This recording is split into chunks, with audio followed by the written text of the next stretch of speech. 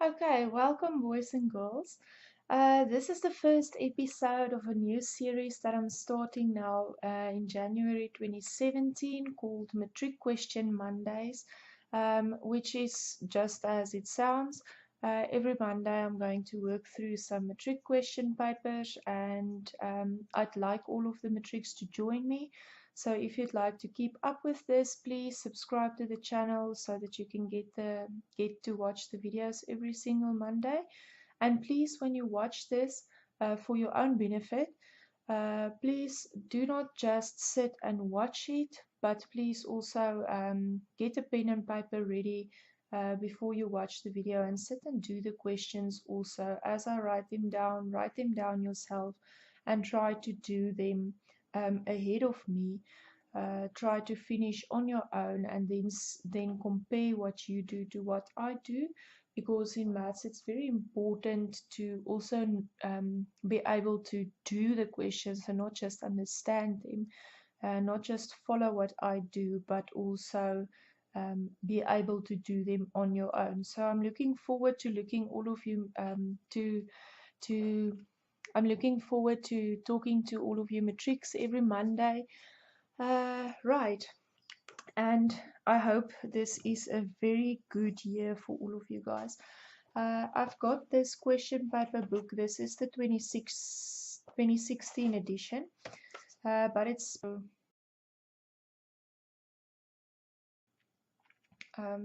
yeah, it's just post question papers.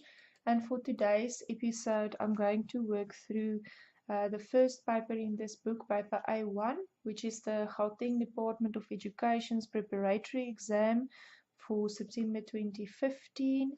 And I'm just going to work through number 1.1 today, which is basically just 3 little problems, solve for X type problems, and it's for 3, 4, and 4 marks. Right, I am going to write them down here on the board. So if you can't read them when I zoom out now, it's not a big problem. I'm going to write them down here anyways also. Right. Okay. So question 1.1.1. Question 1.1 says solve for X. Leave the answer in the simplest surd form where necessary. Right. For those of you who don't know what a surd is, when I take the square root of a perfect square number like 36, this is called the square root of 36, which is 6, and it's a rational number. But whenever I take the square root of a non-squared number like 37, which is not a squared number, this will be an irrational number. Whenever it's not the perfect square, the root of that number is a irrational number. It's irrational, like that. And then this whole expression is called a surd. So irrational roots are called surds. Right, it's just a small technicality, but good to know. And since I say I can leave the question, leave the answer in simplest surd form, that just means if I get to an answer root 20, I don't need to get out my calculator and write down the calculator answer. I can just simplify the square root and leave it in root form, alright, in surd form. Okay, so question 1 is 2x plus 5 and x squared minus 2 is equal to 0. Perfect. Okay, and hopefully you know this, but I'm going to quickly just explain. When solving for x, and it's not linear, now this gives away that this expression is not linear. The first step that I do is I get everything to one side and 0 on the other. This has already been done for me.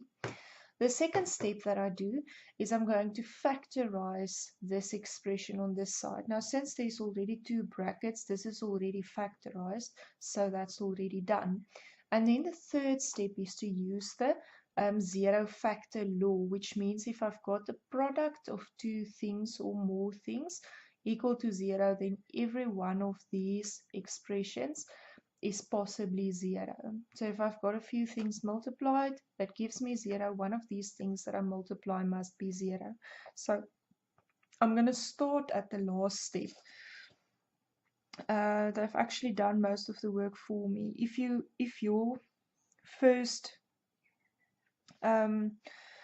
idea was now to go and multiply this out and then factorize it again, you're making a lot of work for yourself. I'm sure it will work, but you're making a lot of work for yourself. That's not necessary. So I'm just going to say this is equal to 0 or that is equal to 0. And then from this, I can just solve. I take the 5 over, it becomes minus 5, and then I divide by 2. Or if you need to write in extra steps, do it. And this one is a quadratic equation, so I'm going to have to factorize this. Now, do you see that this looks like a difference of squares, but the 2 is not a perfect square? But now I immediately think they said I can leave answers in simplest surd forms. So I'm just going to force this to be a square by just taking the square root and leaving it in a root. So I'm going to factorize using difference of squares and just forcing this to be a square like that. And then from that I get x is root of 2 or x is minus root of 2. Okay, so that is question 1.1.1 for 3 marks. Question 1.1.2 is x squared minus 4 is bigger or equal to 5. Whenever you see a bigger or equal than sign, don't freak out.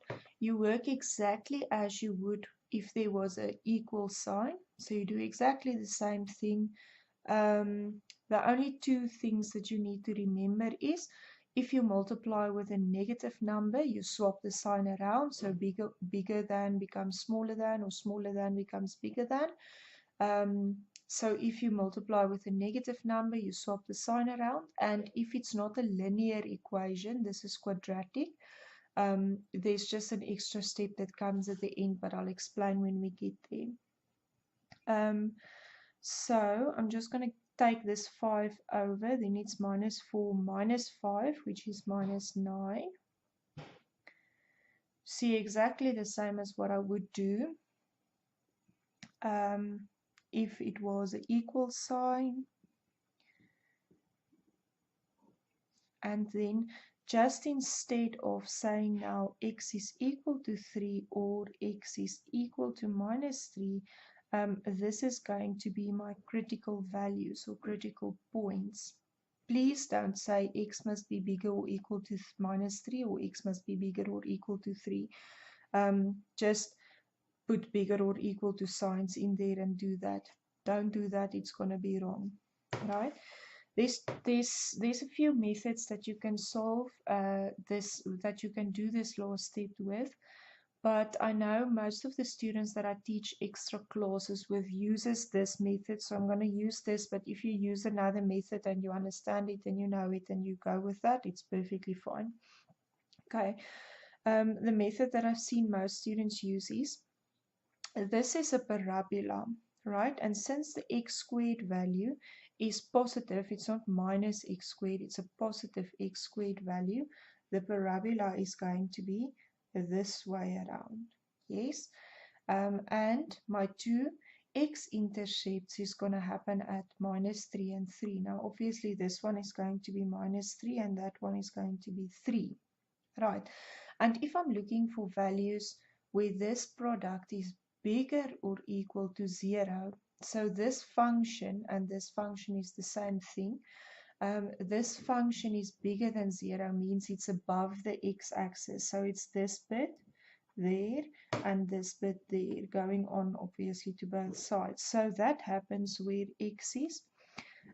This is for x smaller or equal to minus 3, and I will put the equal sign there if there's an equal sign there. So if that was just bigger than, then I would just put smaller than here. But since there's bigger equal to, I'm going to use equal to with these ones at the bottom also. So it's smaller or equal to -3 or bigger or equal to 3. So anything bigger than 3, my graph will be above the line. So x is bigger or equal to 3. Right.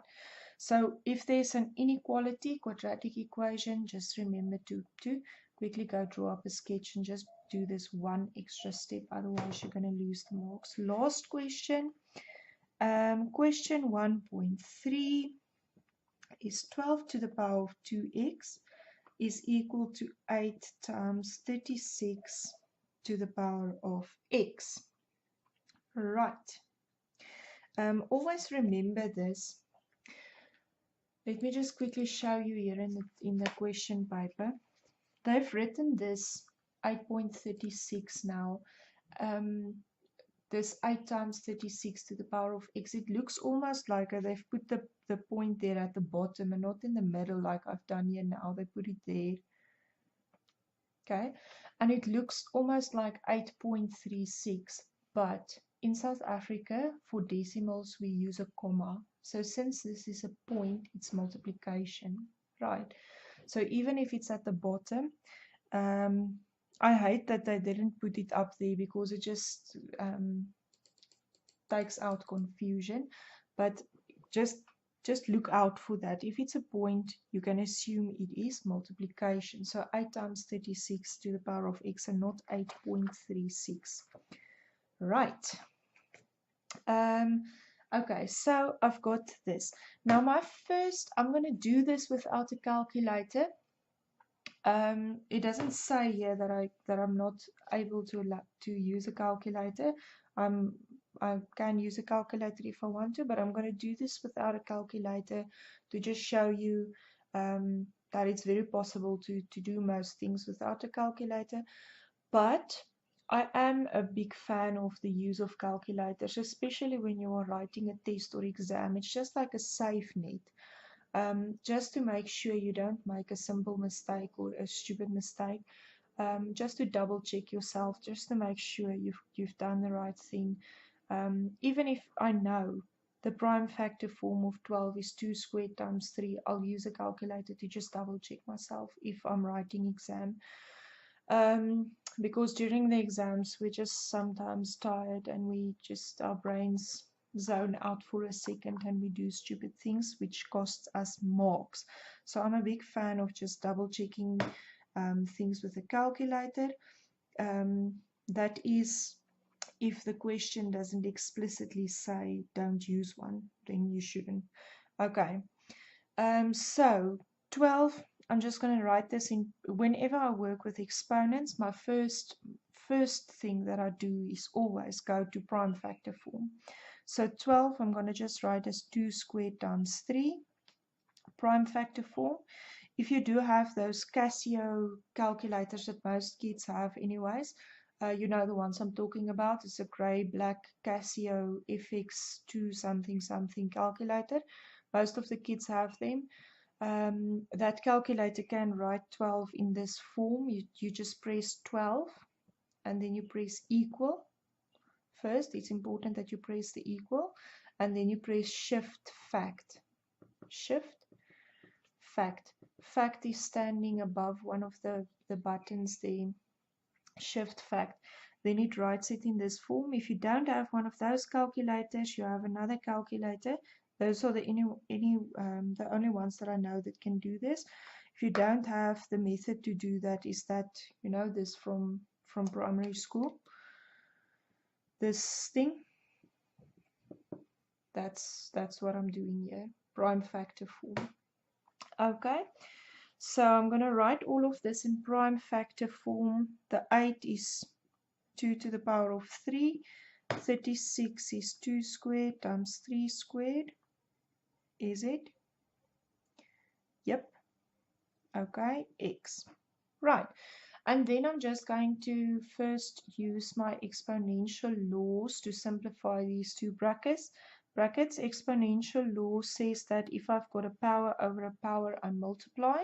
And if I've got things in brackets with a power, this power applies to both of them. So I've got 2 to the power of 2 to the power of 2x, which is 2 to the power of 4x, and 3 to the power of 2x, and 2 to the power of 3, and 2 to the power of 2x, and 3 to the power of 2x. If you're uncertain of using your exponential rules, I have done videos on them. You can just have a look around on my channel. There is videos about this using the exponential laws. And then I'm just going to, okay, there's a 3 to the power of 2x and a 3 to the power of 2x on both sides of this equation now, which means I can just divide this whole expression with that, and then that will fall away. So then I just have 2's, which is perfect for me. And I'm just going to take this one to the other side also by dividing, because this is multiplication. So I'm going to take this one with the x, so that I have the 2x values on one side. So it's 2 to the power of 4x divided by 2 to the power of 2x, which just means I can subtract the exponents. And then on this side I've got 2 to the power of 3. Those two fall away. Okay, so I've divided those two. There it is. And I've just left this one on this side. And then 2 to the power of 2x is equal to 2 to the power of 3, which means 2x is equal to 3, and x is equal to 3 over 2. Okay, so that is question 1.1.3. See you next Monday for Matric question Mondays.